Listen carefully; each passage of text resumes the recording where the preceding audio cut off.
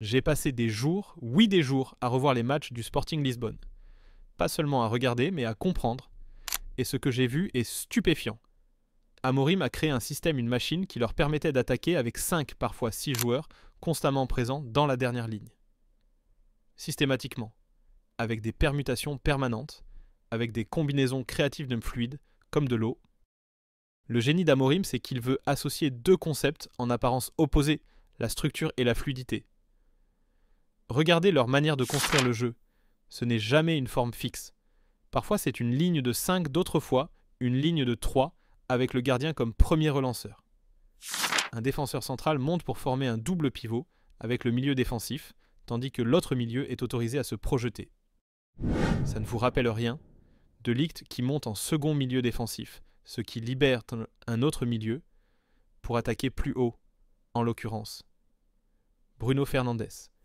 Le mécanisme d'Amorim est très flexible, une habitude de construction qui penche majoritairement à gauche, avec plus de 40% des ballons qui transitent par ce côté. Toutes ces structures ont été appliquées à Manchester United depuis le début de la saison. Après les défaites, les critiques sur son éthique, sur son jeu, on a dit qu'Amorim était têtu. Aujourd'hui, on va vous apporter la preuve qu'il est en train d'améliorer son 3-4-3 pour mieux l'adapter à Manchester United.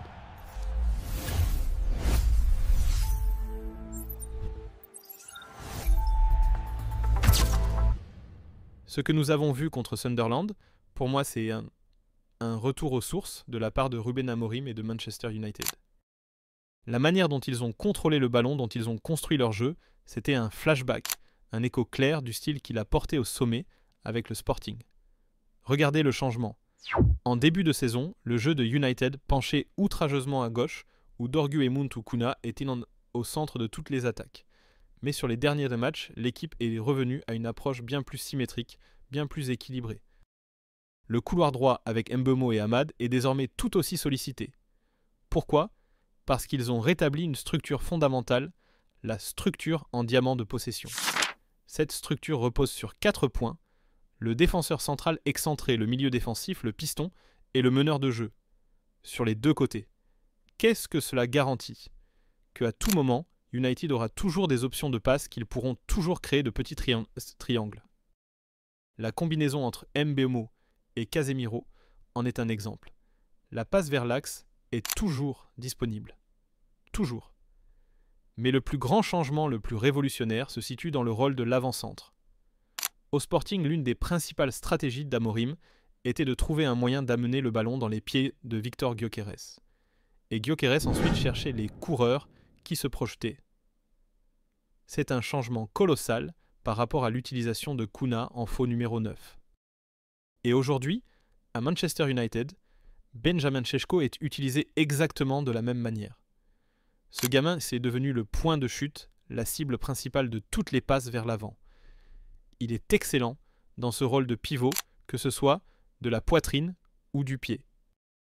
Mais le plus important, le voyez-vous.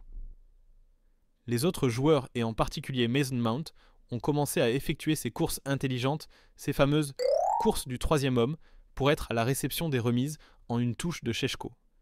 Et cela ne prouve qu'une chose de manière irréfutable, sur les terrains d'entraînement Manchester United passe des heures et des heures à apprendre à construire son jeu autour de Benjamin Šeško.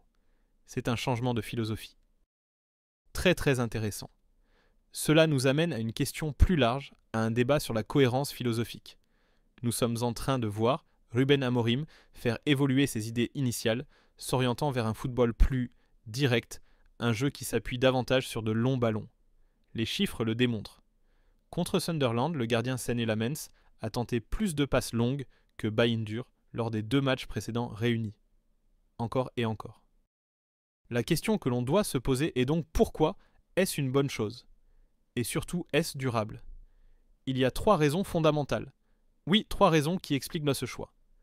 Premièrement, et c'est le plus important, cela minimise les risques. Amorim, par nature, est un entraîneur qui n'aime pas le risque. Tenter de jouer court, de construire depuis son gardien face au pressing adverse qui s'est adapté, comporte toujours le risque d'une sanction immédiate. Surtout avec un match contre Liverpool qui approche une équipe qui excelle dans le pressing. En jouant long, vous éliminez complètement ce risque. C'est aussi simple que ça. Deuxièmement, cela vous permet de gagner de l'espace plus rapidement. Pour faire remonter le ballon depuis sa moitié de terrain jusqu'à la ligne médiane par du jeu court, il vous faut peut-être 5 CD passes et 40 ou 50 secondes. Ou vous pouvez simplement le faire avec une seule longue ouverture de 50 ou 60 mètres du gardien. Une seule. Vous avez sauté tout le travail difficile et vous vous êtes immédiatement mis en position d'attaquer. Et la troisième raison, cela correspond au profil actuel. Regardez, leur gardien Lamens a un bon jeu long des 2 pieds. Leur attaquant Šeško est grand fort de la tête.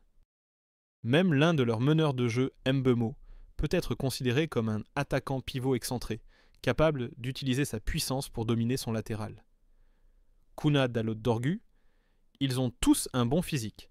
Sur le papier, cette décision est tout à fait logique. Mais c'est là qu'il faut regarder les 2 faces de la pièce. Le côté positif. Bien sûr, cela peut créer des moments qui font basculer un match. Souvenez-vous du match contre Chelsea, c'est sur un long ballon pour Šeško et Mbeumo qu'ils ont provoqué l'expulsion du gardien. Contre Burnley, le but était venu d'un scénario similaire. De plus, cela libère les pistons. Ils n'ont plus besoin de décrocher pour participer à la construction. Ils peuvent en rester plus haut. Et quand l'équipe gagne le second ballon, United peut immédiatement se retrouver avec une ligne d'attaque à 5 au lieu de se retrouver coincé dans une défense passive à 5. N'oublions pas que Manchester United est l'équipe qui récupère le plus de seconds ballons du championnat, mais le côté négatif. Et c'est là que ça devient inquiétant. Premièrement, c'est extrêmement difficile de contrôler un match. L'histoire du football nous a prouvé que les grandes équipes, celles qui peuvent désormais gagner des titres, sont celles qui savent contrôler le jeu. Le jeu long par nature transforme le match en une série de duels incertains. C'est un pari, ce n'est pas du contrôle. Et deuxièmement, vous perdez facilement le ballon et vous vous exposez au contre. Il y aura des moments où vous rendrez simplement le ballon à l'adversaire.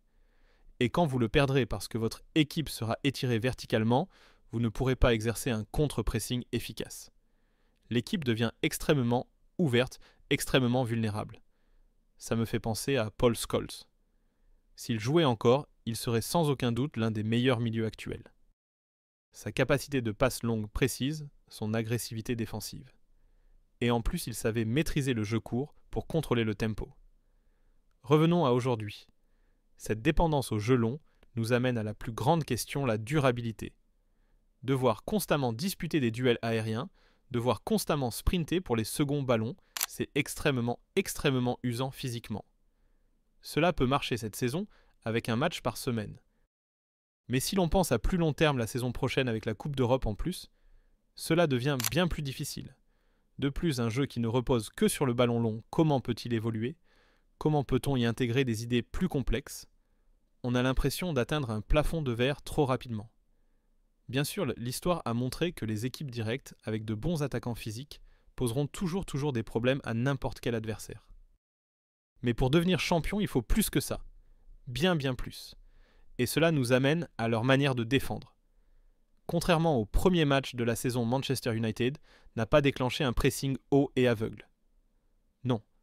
À la place, ils ont adopté un pressing très conservateur, très calculé. Sans le ballon, leur forme est un bloc compact en 5-3-2, avec Mason Mount qui recule pour former une ligne de 3 au milieu. L'objectif est humble et clair, il ne s'agit pas de récupérer le ballon immédiatement, mais d'asphyxier les circulants de passe vers les 3 attaquants axiaux de Sunderland. Ils invitent délibérément l'adversaire à jouer sur les côtés, et c'est là que le piège se referme. Le déclencheur du pressing de United n'est activé que lorsque le ballon est proche de la ligne de touche. Il y a une séquence défensive dans le match qui a duré 50 secondes. 50 secondes sans la moindre solution offensive. Si vous étiez un joueur de Sunderland à ce moment-là, que feriez-vous ? Ne seriez-vous pas désorienté ? Sunderland a fait circuler le ballon, a tenté de trouver la faille, mais n'a pas pu dépasser la ligne médiane. Au final, ils ont été contraints de jouer long et ont perdu la possession. Cette manière de défendre, bien qu'elle puisse paraître passive, a été payante. Surtout sur ce match, ils ont réussi à verrouiller Granit Xhaka de manière extrêmement intelligente. En ne montant pas trop à dos, les milieux centraux de United, et en particulier Casemiro, n'ont pas été aspirés hors de leur position. Xhaka a été neutralisé et tout le système de Sunderland s'est retrouvé paralysé. La question se pose face à Liverpool, qui chercheront-ils à verrouiller? C'est un tout autre problème. Mais c'est ici qu'il faut parler des risques. Ce que je vais vous montrer va prouver pourquoi Ruben Amorim n'ose pas mettre en place un système de pressing total, pourquoi il est obligé d'opter pour une solution si conservatrice. Le problème réside dans le manque de synchronisation. Regardez cette situation. Bryan Mbeumo, sur une simple impulsion, décide seul de se jeter au pressing. Cette action, une décision purement individuelle, brise immédiatement tout le bloc équipe. Les milieux se retrouvent en infériorité numérique. Et des espaces mortels apparaissent de nouveau. Sunderland a pu se rapprocher trop facilement de la défense de Man United. De toute évidence, l'élément le plus important dans le pressing est la synchronisation de tout un collectif. C'est un aspect qu'Amorim et ses joueurs devront encore beaucoup travailler à l'avenir.